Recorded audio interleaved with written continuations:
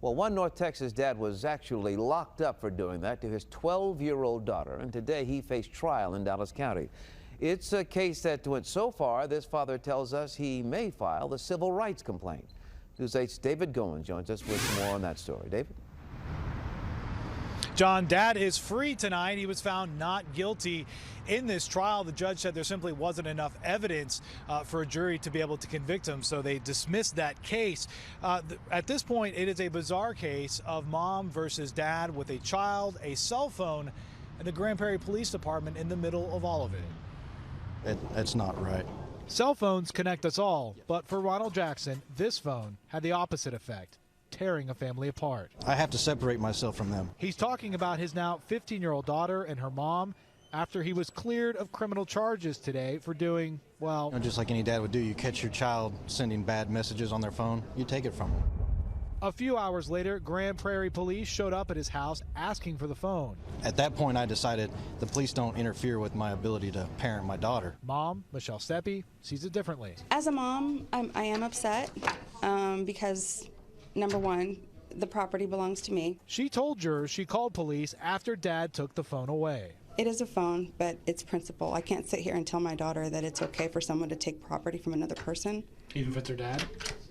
Even so. Well, Dad got a citation in the mail and requested a jury trial in Grand Prairie. After he refused to take a plea deal where the city attorney asked him to return the phone, the case moved to Dallas County. A warrant was eventually issued.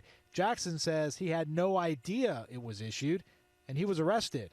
Even spent a night in jail and paid $1,500 to be released. I've never seen anything like it.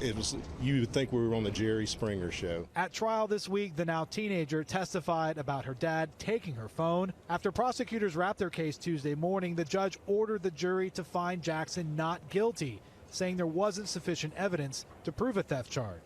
So Jackson won the case. I have to separate myself from them. I can't ever have a relationship with them again. But he knows he lost a lot more. Over a cell phone.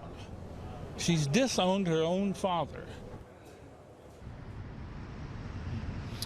This case is far from over. Jackson's attorneys say they plan to file a federal civil rights complaint for the way they say their client was treated, not only by the Grand Prairie Police Department, but the city attorney's office as well.